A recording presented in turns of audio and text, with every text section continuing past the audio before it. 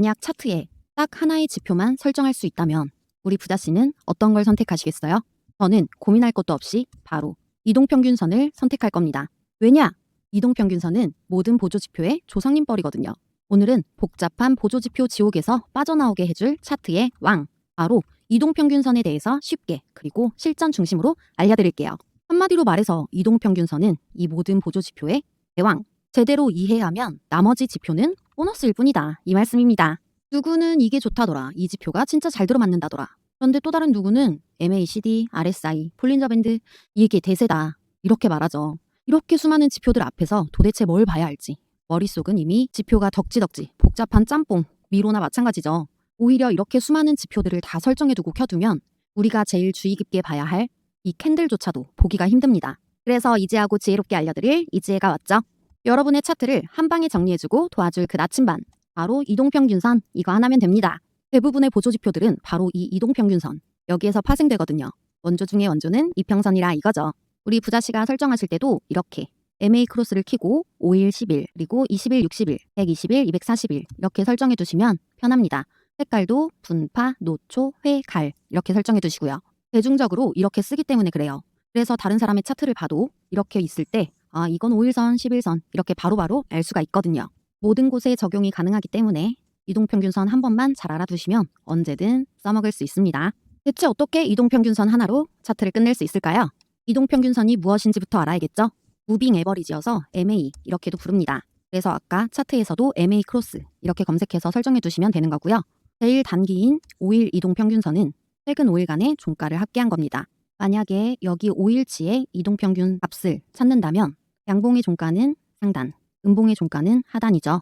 이렇게 상단, 하단, 하단 이렇게 5개의 캔들에 종가를 합치고 나눈 평균값이 되는 겁니다. 그래서 일봉으로 볼 때는 5일 이동평균선이 되지만 우리가 만약에 시간봉이나 분봉으로 볼 때는 5개의 캔들을 보더라도 5일이 아니기 때문에 5이평, 5이동평균선 이렇게 말해야겠죠. 단기 이평선으로는 보통 5일과 10일선을 말하고요. 단기 이평선으로는 60일과 120일을 말합니다. 5일, 10일, 20일, 60일, 그리고 120일, 240일까지 이 6개의 이동평균선들을 제일 많이 보는 편이에요. 5일과 10일은 단기 이평선이어서 가격 변화에 민감하게 반응하고요. 60일과 120일, 240일 단기 이평선들은 느릿하지만 큰 추세를 보여주는 거죠. 그래서 단기는 최근의 매수 심리, 장기는 오래된 매수자들의 평균 단가, 이걸 보여준다고 생각하시면 돼요. 우리가 10개의 물건 무게를 재봤을 때 이 중에 1개의 물건만 무거워도 평균이 확 바뀌죠. 반대로 200개의 물건 전체 평균을 구하면 1개의 물건이 무겁다고 해도 평균이 쉽게 바뀌지 않습니다. 이게 바로 단기와 장기 이평선의 차이죠. 그래서 장기를 먼저 보고 단기를 보시는 게 신뢰도가 더 높다라는 거. 우리가 캔들을 볼 때도 월봉, 주봉, 일봉, 그리고 시간봉, 분봉 이런 식으로 보시는 게 더 맞는 순서인데요. 숫자가 클수록 신뢰도가 높아지기 때문에 월봉이 주봉보다 신뢰도가 더 높은 겁니다. 오늘 우리 부자씨가 꼭 기억해야 될 핵심 포인트입니다. 이동평균선이 수렴한 후에 강하게 벌어지는 구간은 과연 어떤 의미일까요? 이걸 기억하시면서 오늘 내용 들어주세요. 실전 매매에 도움이 될 꿀팁까지 알려드릴 거니까 저희 채널 구독과 좋아요 꼭꼭 눌러주세요.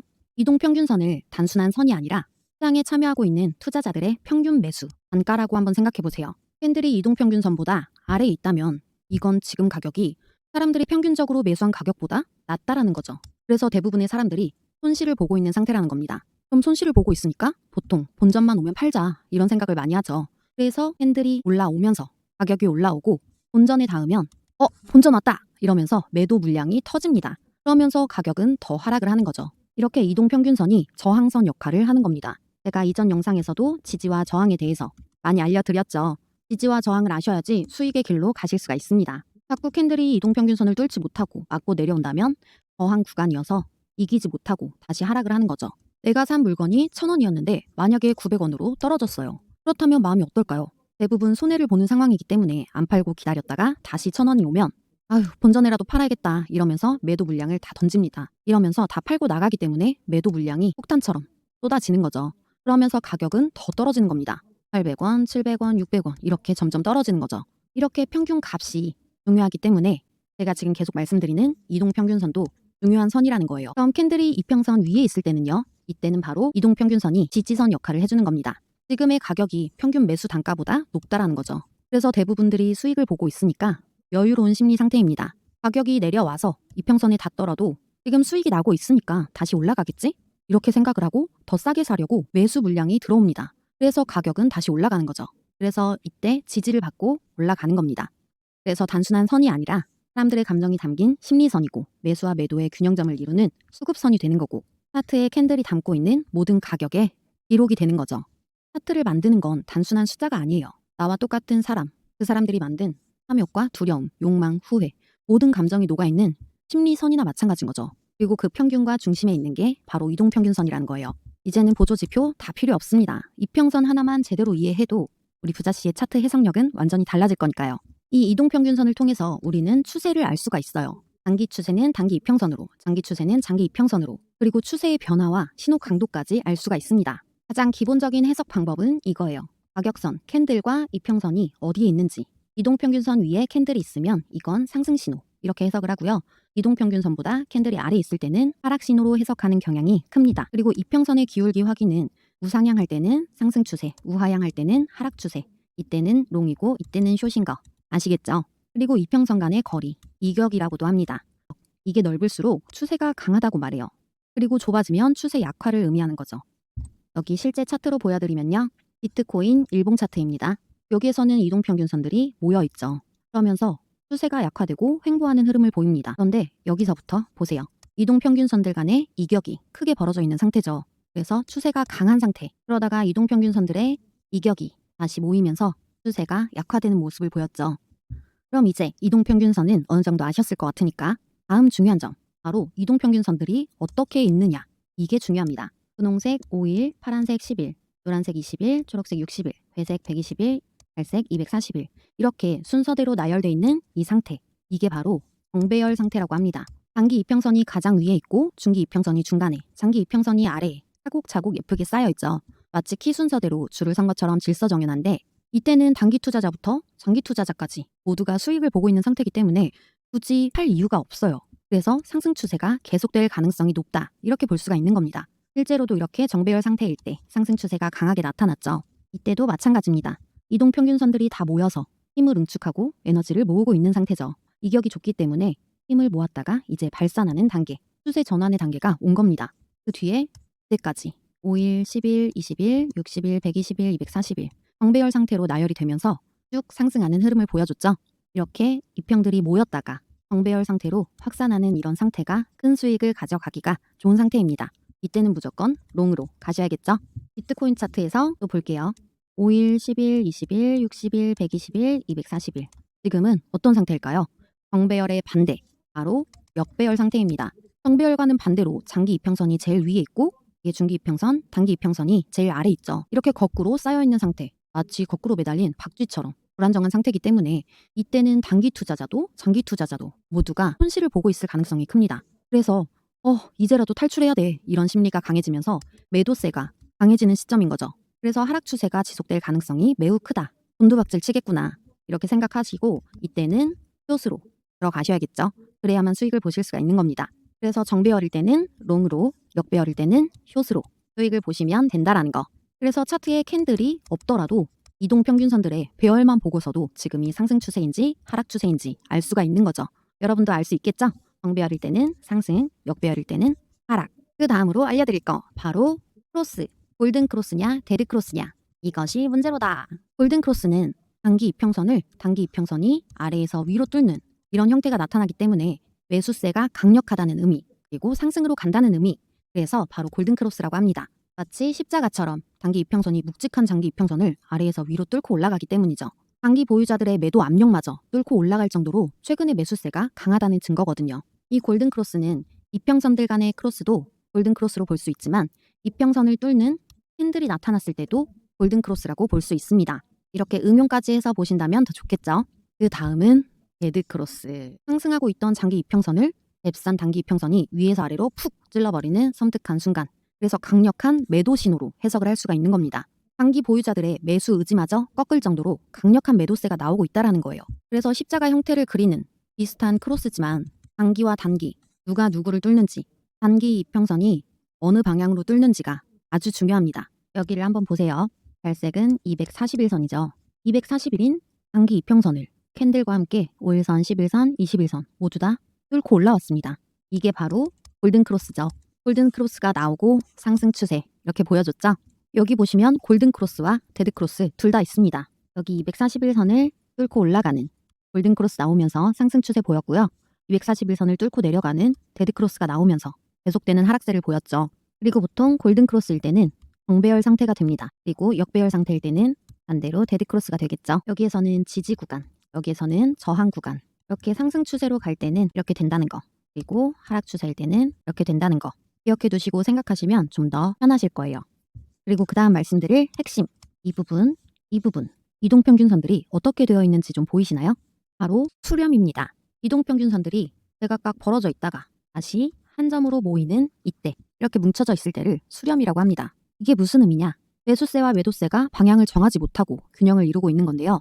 폭풍전 고요. 그래서 단순한 정체가 아니라 앞으로의 커다란 움직임이 시작될 수 있다는 사인인 겁니다. 그래서 수렴하던 이평선들이 한 방향으로 이렇게 강하게 퍼질 때 바로 발산이라고 합니다. 수렴했던 선들이 정렬되면서 벌어질 때, 이럴 때 강한 추세가 나타나거든요.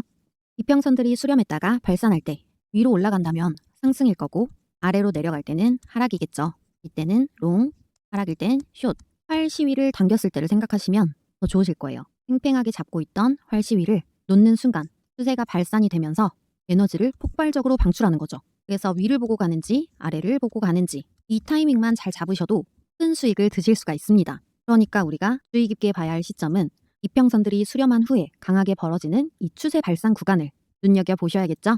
그렇다면 아까 처음에 제가 냈던 문제, 이평선이 수렴한 후에 강하게 벌어지는 구간, 정답 아시겠죠? 바로 추세 발산 구간입니다. 그래서 우리는 이평선들이 모이는 이 수렴 시점을 눈여겨보셔야 돼요. 차트에서 한번 보여드릴게요. 모든 이동평균선들이 점차적으로 모이면서 이격을 다 좁히고 수렴이 되고 정배열로 발산이 시작되면서 상승 추세를 보여주고 있죠.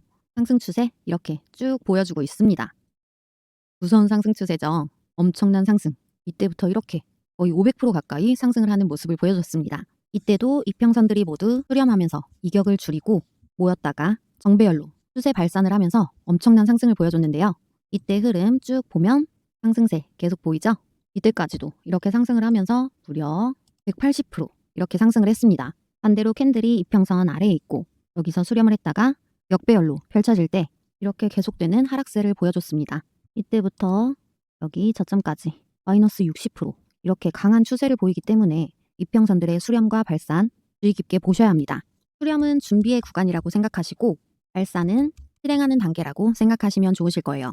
그래서 이 수렴 발산 구간, 이 매매의 타이밍만 잘 잡으셔도 우리 부자씨가 정말 부자의 길로 가질 수가 있는 겁니다. 이동평균선은 단순한 선이 아니고 지금 시장이 어디로 가는지, 언제 움직일지 이걸 모두 알려주는 겁니다. 배열을 통해서 시장이 어디로 가는지 눈치채시고 수렴을 통해서 언제 움직일지 이걸 아시고 발산을 통해서 방향 이걸 아시면 됩니다. 우리 부자씨 이거 꼭꼭 기억해 두시고요. 우리 부자씨가 이동평균선에 대해서 이해를 하셨다면 가장 강력한 의미를 가지는 시점 이게 언제인지 이 답도 바로 아실 텐데요. 거래량이 증가하지 않는 시점인지 가격이 이평선과 격차가 적은 시점인지 교차가 발생하는 시점인지 아니면 RSI가 30 이하일 때인지 정답은 과연 언제일까요? 힌트는 제가 계속 말씀드렸는데 이 모양 생각해 보시고 정답을 찾으시면 편하실 거예요. 댓글에 우리 부자씨가 생각하는 정답은 1번, 2번, 3번, 4번 과연 몇 번인지 적어주세요. 제가 오늘 알려드린 이동평균선의 유용한 정보, 핵심 키 다 알려드렸는데요. 과연 이걸로 실전 매매가 가능할까요? 캔들만 보고 이동평균선만 보고 이렇게만 간단히 생각하면 다들 쉽게 돈 벌겠죠. 바닷가에서 나침반 하나만 들고 보물찾기 하겠다는 거랑 똑같습니다. 이동평균선은 분명히 강력한 도구지만 우리가 언제 어디서 어떻게 써야 하는지를 모르면 이건 칼이 아니라 장식품에 불과하거든요. 진정한 실전 전략 이게 궁금하시다면 저희 텔레그램 방으로 들어오세요. 아래 더보기 설명란과 댓글에 있으니까 여기 누르시고 들어와서 좋은 정보들 다 받아가시고요. 혹시 방에 들어오는 게 좀 부담스럽다 하신다면 010-7340-6833 제 폰번호로 연락 주셔도 돼요. 여기로 전략이라고 문자 주시면 이 꿀팁 알려드릴게요. 010-7340-6833 여기로 연락 주시고요. 저희 방에서 매일매일 이렇게 수익 볼 수 있는 꿀팁과 타점까지 알려드리거든요. 여러분들도 들어오기만 하신다면 이런 수익 무료로 그냥 얻어가실 수 있어요. 오전, 오후 하루에 한 번도 아니고 2번이나 수익 보실 수 있도록 해드리니까요. 괜히 이렇게 마이너스 보지 마시고요. 수익만 가져가시길 바랍니다. 돈 드는 거 하나도 없고 무료로 다 알려드리거든요. 믿기 어려우시다면 저희 방으로 들어와서 관망만 하시다가 정말로 수익 나는지 보시고 그 뒤에 5만 원, 10만 원 이렇게 소액으로 해보세요. 수익을 직접 눈으로 보시고 함께 하셔도 되니까요. 빨리 들어오세요. 방에서 만나요. 안녕.